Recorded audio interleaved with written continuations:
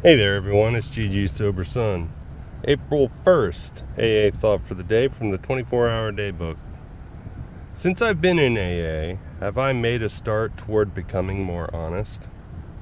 Do I no longer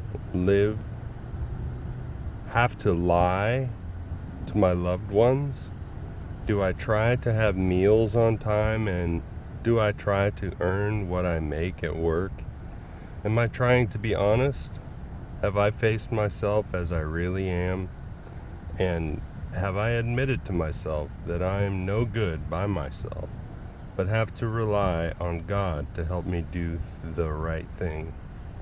Am I beginning to find out what it means to be alive and to face the world honestly and without fear? Well, I definitely have come to believe more and more that me, without asking God into any situation, is a bad move. Am I trying to get my own way, do it my way? Being anti-God, really. As I get older and older and older,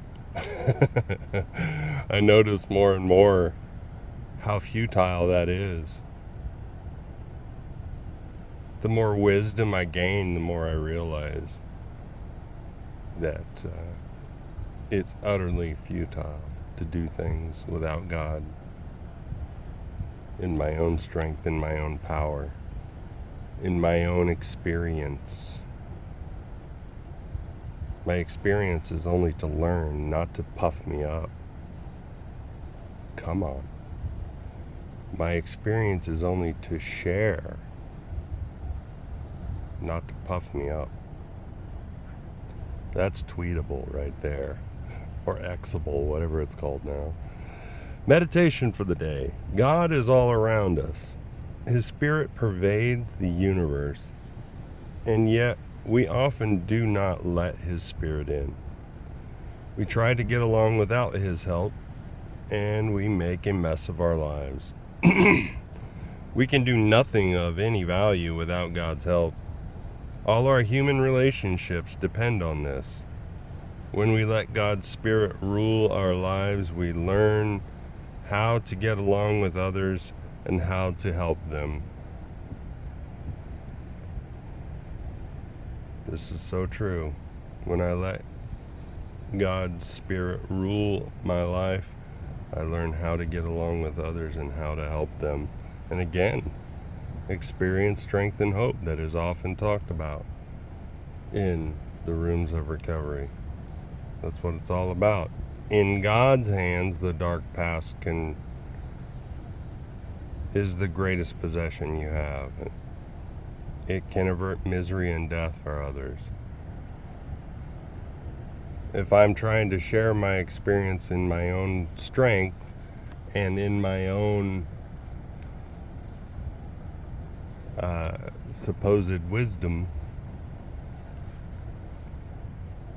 it's not the greatest possession I have. I'll never forget, had a 3-hour drive to a professional military education thing when I was stationed in England with another guy. We were the same rank, I believe, and he was sharing some stuff that was going on with his family that was unfavorable, and just he felt powerless. So for like 2 of the 3 hours, I shared what had happened in my family when we're stationed near DC, Washington, DC. And then kind of when I had wound down and we were getting close, he looked at me with really big eyes and he goes, "Do you feel better?" And it was at that point I realized, oh my gosh, I just unloaded on this guy. He didn't, I didn't like wait for God to sort of prompt me to do that, I just took it upon myself. I didn't realize I was doing it until afterwards, until he looked at me like that. I felt like a knucklehead. Prayer for the day. I pray that I may let God run my life. I pray that I will never again make a mess of my life through trying to run it myself. Now, herein lies a problem. A lot of people are like, just exactly how do I do that? Well, it has been my experience that if I set my compass, and I've said it before, if I set my compass first thing in the morning on true north, I say the third step prayer, because we get a daily reprieve based upon a fit spiritual condition, the maintenance of our spiritual condition. And so it's important for me to get on my knees, not just say it in passing, because for me, the position of surrender is an indicator of my heart position of surrender. And then I act as if I've been blessed the rest of the day. Whenever my mind wanders into negative territory, my mind wandered as on my drive out here, wandered into a car deal that I walked away from not too long ago. And they were, well, I won't go into it, but the guy, when the manager came up and sat down, he stared me down, and I was like, dude, do you want to go? Let's step outside. He was staring me down. And yeah, it was wild. And that thought keeps coming back to me, and I just keep going, surrendering it to God. And sometimes I even say, nice try, Satan. That's the disease, actively trying to kick my butt, whether I pick up a drink or not. So if I don't have a relationship, a loving relationship with a higher power, then I'm not going to take that to him.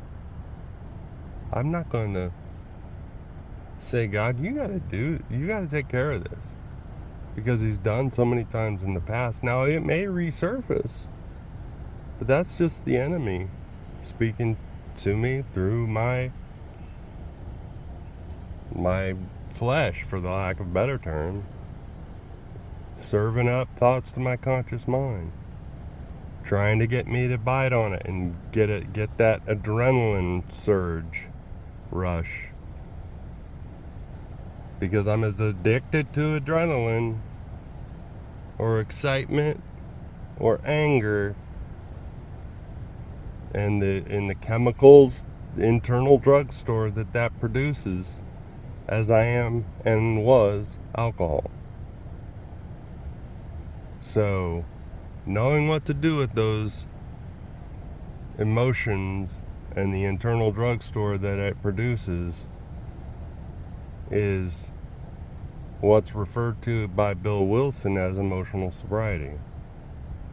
So that's what I'm about, because I don't want any part of sobriety with bitterness and anger and resentment. I want to be happy, joyous, and free, as it talks about in the big book. We are sure that God wants us to be happy, joyous, and free. Does that mean we can't obtain it? Not 100% of the time, 24/7, right? Otherwise, without any challenges to that, that's not faith. That's just a cakewalk, right? So, thanks for letting me share. Keep coming back. Look up, aim up, rise up. Love y'all.